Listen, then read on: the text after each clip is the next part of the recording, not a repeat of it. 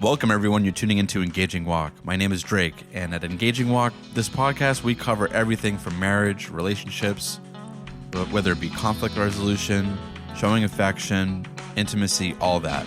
So, my wife normally is on the podcast with me, but she is pregnant, and she's really, really pregnant at this point. So, she's going to be on and off for the next few episodes here and there. She's definitely going to be popping in and out. No pun intended. So, it's going to be a great episode. We're going to be talking about the I.S.S. Film because my wife and I are very intentional about doing date nights. And one of our favorite date nights is doing movie and a dinner. So I think, going on the relationship portion, this is something that is really, really important, is to always be dating. It's so easy to get comfortable in a relationship. It's so especially after you've been dating for a while. Then you get married, then you have a dog, you have a house, you have, kids on the way, children. It can be really easy to just settle into that, schedule and to settle into that life and no longer romantically pursue your spouse, which I think is a really big mistake.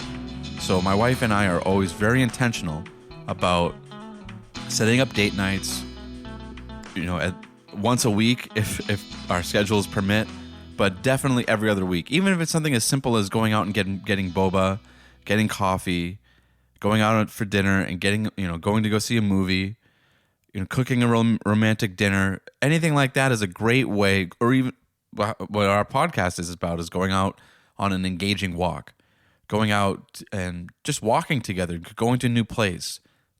All of those things are really great ways to maintain the connection, maintain the freshness of the relationship, and doing new things really boosts your morale, your energy, especially if you had like a long, crazy day at work. So without further ado, we're going to be getting into this film. This was a film that my wife and I, we weren't really too sure on. It's really difficult for us to find a film that we're excited to see that isn't like a Pixar or, like the last movie that we really enjoyed together was, I think it was like Sing 2. And I think there's just like a general decline in the quality of movies that are out in theaters these days, especially the last like decade or so. But nevertheless, we still make an effort to go out and go see new movies and see new films. So I.S.S., for those of you who don't know, or those of you who are trying to gather some more information, is a 2023 American sci-fi thriller. It was directed by Gabriella Cowperthwaite. Okay, cool. And written by Nick Shafir. And so the film stars Ariana DeBose, Chris Messina, John Gallagher, Masha Mashkova, Costa Ronan, and Pilu Asbake. All right, cool. And so the film doesn't really feature anybody that is like a well-known actor or actress. It's really in one location the entire film, which is really crazy. I just thought of that. It makes sense because the movie is about the International Space Station, and there's nowhere else for you to go but be stuck in the International Space Station. However, sometimes in films like that, you might see like a flashback to the character's past that might give you some more inclination or might give you some more perspective on why the character acts a certain way. But this movie did not do that. I think to the film's benefit, actually. That was one of the great things about this film, is that it really focuses in on the situation and then drives it home. And all is that feeling of being on the International Space Station. So I'm going to talk a lot more about that. Before we get into it and to the review or the reaction, I want to talk a little bit about the plot. So right here, there's no spoilers. So if you haven't seen the film yet, you're listening on the plot. Here's the plot. The plot is that there is a group of American and Russian scientists on board the International Space Station. And a new batch, or because these scientists and astronauts can't really be up there for very prolonged periods of time. They need to be like cycled in and out, or new people introduced all together for research, because being up in the space station is actually really bad for these astronauts' health. The lack of gravity has serious impact on their bones. Because your body is accustomed to being constantly pulled down by the Earth's gravitational pull. So not having that actually has severe consequences on, especially for prolonged periods of time, can have serious implications on the skeletal structure and other issues as well. So yeah, it gives that distinct feeling of isolation. So yeah, so the Russian astronauts are up there with the Americans, and there's a new batch of people coming in and out. And then during that transition time, there is a nuclear strike on Earth between, presumably, they don't really give any details about the war or the nuclear Armageddon situation, but from the astronauts' vantage point, all they can really see is that there is a tremendous amount of nuclear warheads being detonated on planet Earth, to the point where from the this is a little bit of a spoiler, so heads up. It looks like from the vantage point of the astronauts, it looks like all life on Earth is gone. I mean, with maybe the exception of like really remote places like Papua New Guinea, Fiji, Mariana Islands, the geographical locations that people are in, clustered cities and whatnot. All of those continents look like they have been just completely destroyed. That it went from green to red wasteland, just like in Fallout, like the video games. So it's a very scary sight for the astronauts, and that this information actually becomes relevant to how they proceed, because now at this point this is all spoilers. So if you want my review or the review from Engaging Walk podcast, here it is from here on out. Now at this point, the Russian astronauts and the American astronauts get messages from their respective governments that say, secure the space station at all costs and by any means necessary. It's not clear why their respective governments want the space station to be secured for their country, for their respective countries, but the orders come in nevertheless. Now, at that point, there is a series of like mistrust events, which is completely understandable because they both are basically aiming their guns at each other with no guns. And through a series of events of sabotage, lying, and mistrust, there's like really no survivors other than the one American and one Russian. And so from there's not really like any conclusion. There's just the fact that they both survive. And so there's a lot of mistrust in that. And it reminds me a lot of like the Reservoir Dogs scenario. For the 1993, I'm pretty sure 1993, the 1993 film from Quentin Tarantino, where that unknown about who is who, whose motives are what, and really drives home the violence that you see in the film and that you see that erupts between the characters, even amongst Americans. So like the Americans start to distrust each other, and the Russians start to distrust each other. And there's only 3 each. There's only 6 total: 3 Americans, 3 Russians, and the Russians have 2 males and 1 female, and the Americans have 2 males and 1 female. Now, at this point in the film, I think that there's a lot of things that are just not coherent. One is that although the idea and the the presentation, the plot is very interesting because I love this idea of like, hey, this thing, major event happens on Earth. Here are these people that are in this space station. How are they dealing with the scenario? And they're not dealing with it well, as you can imagine. Now, one is the Earth looks completely obliterated, like that nobody survived. And at this point, the only people that could presumably survive would be the respective governments that are in like really deeply reinforced bunkers. Now, from those bunkers, it doesn't seem like the space station would be their main priority. It seems like they would just kind of forget about the space station. Like there's nowhere else for you to go. Your priority, in other words, like there's so much radiation that's on the Earth that you're going to be irradiated just being on the Earth, like the surface level. So if their respective governments are contacting them, then the last thing that they're going to be worried about, I would presume, would be the space station. It's not like the space station can be used as like a launching point to go to like Mars or moon or the moon or anything like that. It seems like their main priority is going to be survival, or at the very least retrieving the astronauts. Maybe they have some medical, scientific knowledge that they need, and that they don't want the other side to have. So they're like, hey, eliminate those people, and then come back to Earth. I think that would be the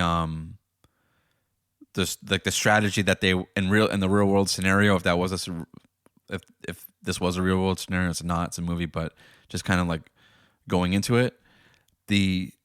But the implication that they gave, at least for the Americans, because we only really see the American side in terms of like what was transmitted to the ISS, was secure it with the implication that they needed it for something. Now, again, they're only up there doing research, so it's not an outpost that, it's not like a forward outpost. So it would seem to me like their main objective would be secure it, kill the Russians because we don't want the Russians having their scientists, and we want you guys. And then the next objective would be very clear, which is we're standing by to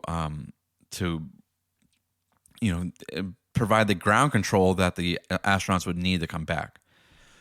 Secondly, so we don't know any of that. This is all sort of in the dark, and I think it would have really propelled the plot forward if they had given that objective, the objective beside just kill them, and then secure the ISS.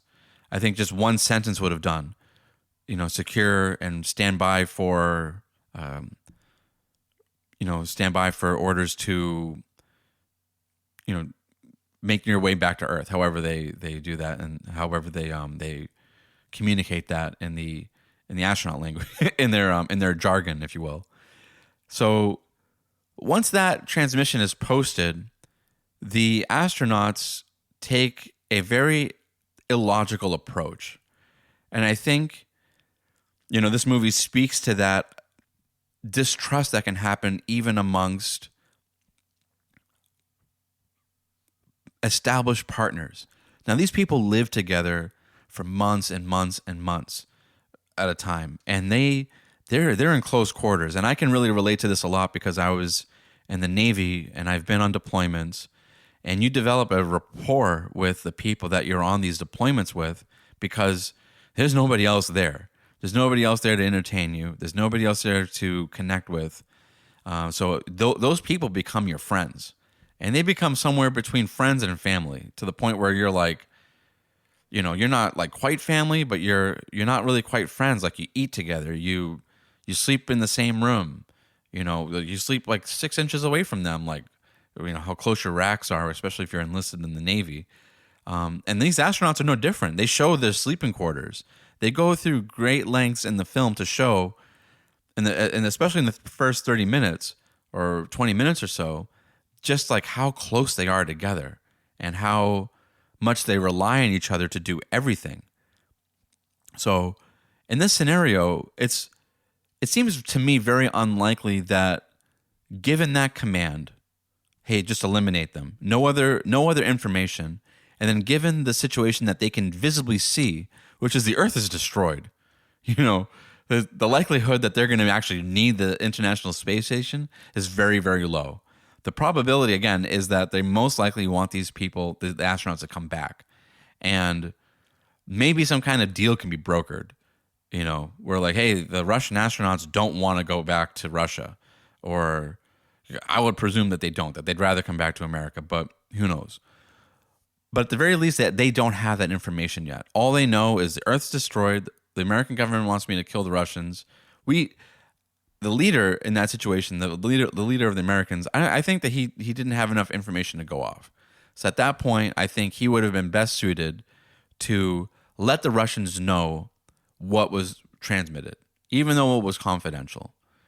I think they could also safely assume that they might be the only people left.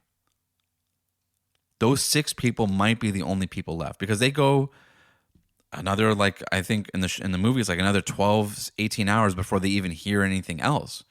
So again, given what they've seen, that you might be the only humans left and that you're in this space station and you should survive there as long as you can, and then maybe find a way, if you can, back to Earth together, because 6 is a lot better than 3. Okay. And then they're very lucky that it's 3 females, 3 males, because actually it's 4. I'm sorry, it's 4 males and 2 females. So with that, you have methods that you can repopulate the Earth.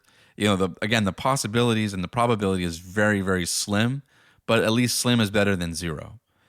And yeah, and then you have at least 6 really smart people that presumably could work together and then find a new way to hopefully reboot civilization if they were able to make it back to Earth in a remote location where they are not going to be affected as much by the radiation, or at least use scientific means to mitigate the radiation as much as possible.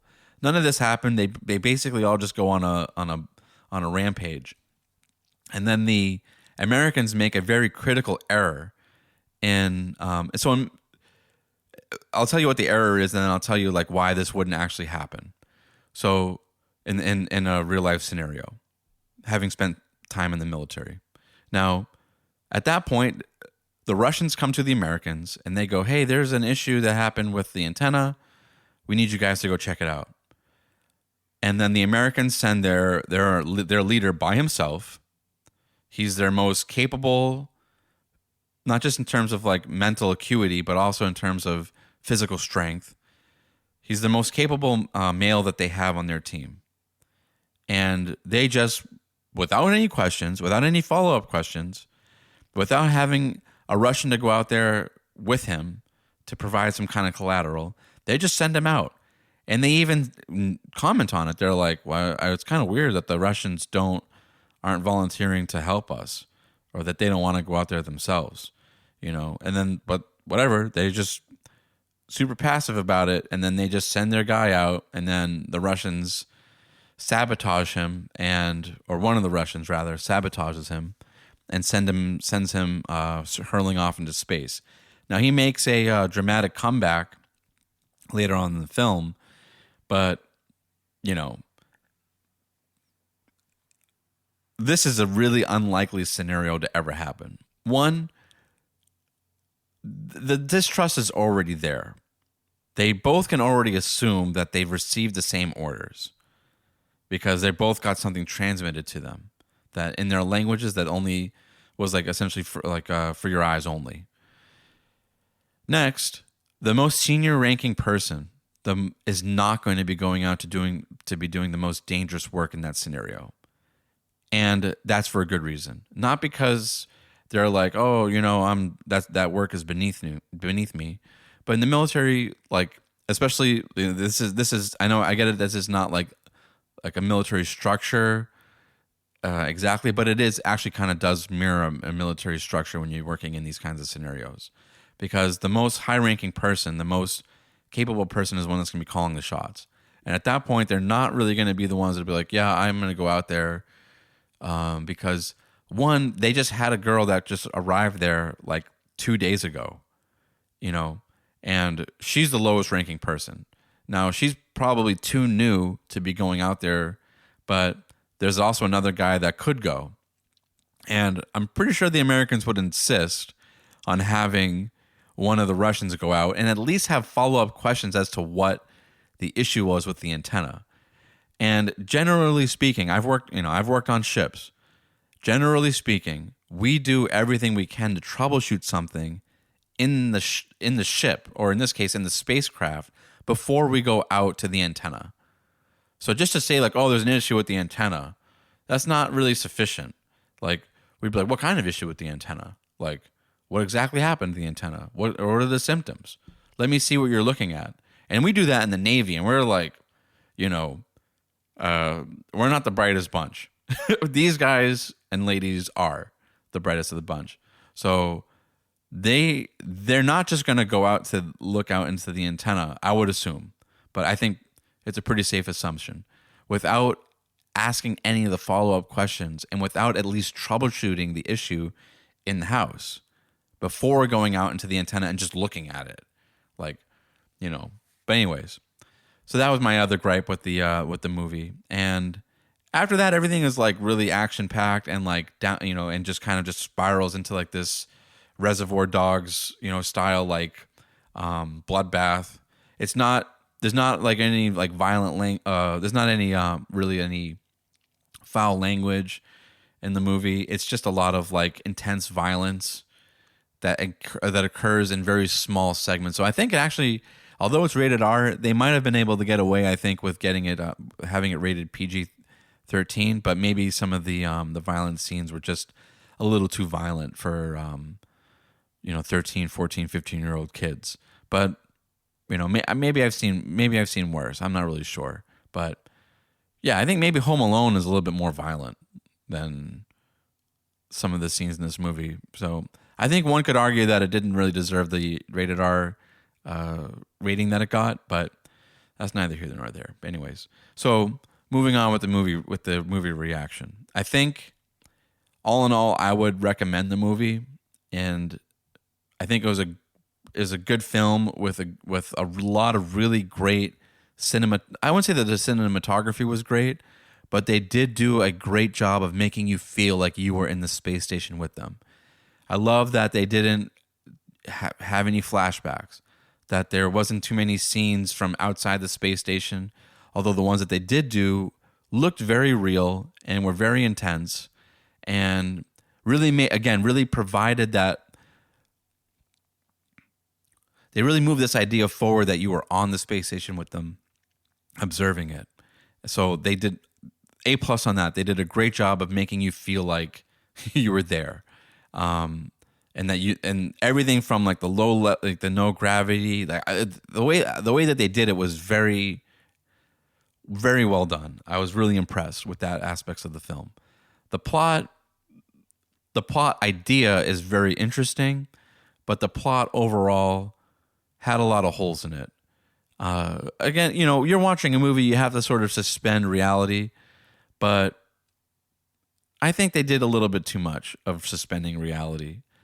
But I think that really provided, like, there's other ways that they could have made the plot violent, and if that's what they were going like, hey, we want these violent scenes, we want like backstabbing, all that. I think that they could have done that with more how do I put it?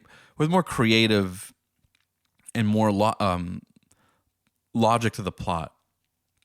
I get that, there's not really a movie if like the leader of the Americans is like, yeah, let's work together. We're probably the only people left.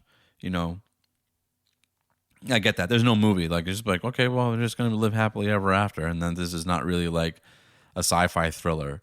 I think that there's other ways that they could have provoked that that distrust without that like really stupid sabotage of like the American going out by himself. I think, maybe, and again, they could have done without that whole scenario, like, period. I think that they could have played more into the transmission. Would have been really interesting. More back and forth between the ground control and the Russians. I think that would have been maybe a really interesting way of like moving the plot forward. Is the Americans get one transmission and it says like stand by for more orders or disregard, or then like revert back to original orders and like what's going on, and then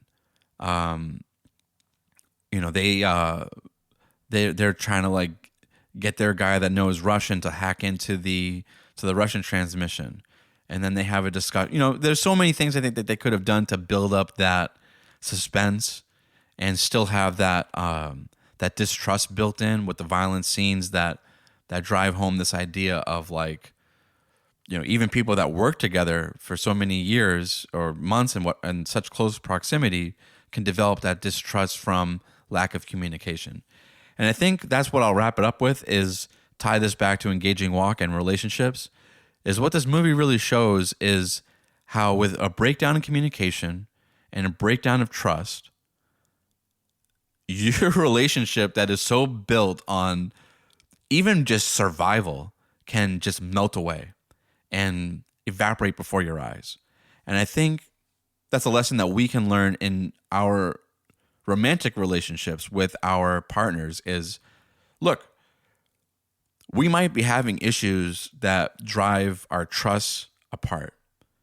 But if our trust is being driven apart, we still need, at the bare minimum, constant communication, connection to rebuild that trust and to maintain the connection via communication and communicating what our fears are and communicating what our way forward is. That's another thing that I think will really help people in that situation, is just putting your cards on the table. Hey, I feel scared. This is what's going on. Again, going back to that scenario where I think, if you're looking at this not from like a movie perspective as opposed to like a survival perspective, best chance for survival for them is the American, who seems to be the most the high ranking American there. That's he seems to be like their most natural leader. He says to them, I'm pretty sure his name's Gordon in the film. He says to them, to the Russians and to the Americans, hey, let's all gather around, talk about something real quick.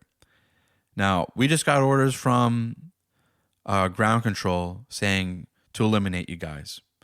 Now, I don't want to do that. We don't have enough information moving forward right now to do that. I'm a patriot. I love my country. But right now, it doesn't look like there's countries left down there. So, for all we know, right now, we might be the only people left. I'm sure that you guys might have gotten the same orders. If you did, let's put those aside for now and just work together to survive. It doesn't look good down there. Again, we might be the only 6 people left. So let's cooperate for now. If things change in the future, they change in the future, and we will cross that bridge when we get there. But for right now, we do not have enough information to act on those orders. And I'm being fully transparent with you in order to have that reciprocated so that we can all work together to survive. Again, we might be humanity's only hope in order to do that. So let's put aside countries for right now and just work together to survive. If things change and we have more information to go off of and we might actually need to kill each other, let's save that for a later day when it becomes a real problem. Right now, the real problem is, are we going to survive? Almost everyone that we know, probably most likely everyone on Earth is dead. So let's put that aside for now. And I think like that style of communication really speaks to leadership. It speaks to like what is required to mend a relationship during a trial like that. And in relationships, we face trials like that all the time. It can be pregnancy. It can be childbirth. It could be a loss of a job transitions, car breaks down. My wife and I are facing multiple issues like that right now, but it doesn't drive us apart. it's stressors, and stressors can drive us apart, but they don't have to. Because the more that you maintain communication, the more that you talk these things through, the more trust is established. And we might do things here and there to break each other's trust, or or at least give doubt. Maybe not fully break the trust. That's what I'm saying. Like, I think, but even then, there's still ways to mend those fences. But if there's ways that we can, like, hey, I doubt, I'm having doubts right now. I'm scared. Voicing those concerns and addressing them is communication. That's leadership. That's relationship leadership, and leadership in general is relationship leadership.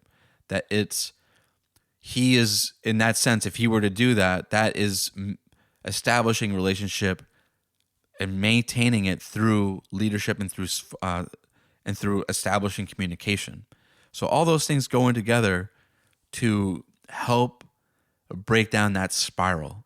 And I'm sure a lot of people have gone through that in relationships where it hits like a certain critical mass. And when it hits that critical mass of distrust, breakdown in communication, now you start going down the road of insults, backstabbing, trying to hurt the other person. And it just goes into a death spiral from there. And it's very difficult, if not almost impossible, to get out of that and reestablish the relationship and to salvage it and then move back to a place of connection, trust, love, respect, and open communication. So I'll leave it off with that, and let me know what you guys think about this episode. If you guys have seen the movie as well, let me know what your thoughts were on the film, and if you also took away those messages of the importance of leadership, the importance of establishing communication, maintaining trust through those areas, and really seeing what can happen if those avenues are broken, and just how quickly they can be broken. All right, yeah, so with that, we'll be wrapping up today's episode of Engaging Walk. Tune in for Monday, as we're going to be going back into we're going to be talking a lot more about the dating series. So on Monday, we have a new episode that'll be posting on online dating. Is online dating worth the trouble? It's a really great episode that my wife and I did together. It will be available on Monday on Spotify, Apple Podcasts, Pandora, and on YouTube. So we love you guys. Thank you guys for tuning in. If you liked our podcast, we're really looking forward to growing this podcast and doing more episodes. If you could do us a great favor and follow, subscribe, comment, it really helps us out a lot to know what our listeners like. And we also want to thank a lot of the new listeners that we've got from all around the world. We love you guys. Thank you guys so much for tuning in. And so, and also if you have folks that are in relationships, they can really use this advice, or they just need something to listen to that really speaks to just everything relationships, please pass it forward and let other people know about the podcast. All right, with that, we love you guys. Thank you guys so much. Have a beautiful, blessed day. Yeah, we're almost about to wrap up January. It's pretty crazy, but all right. With that, my name is Drake. I'm from Engaging Walk Podcast. Love you guys. Have a good one.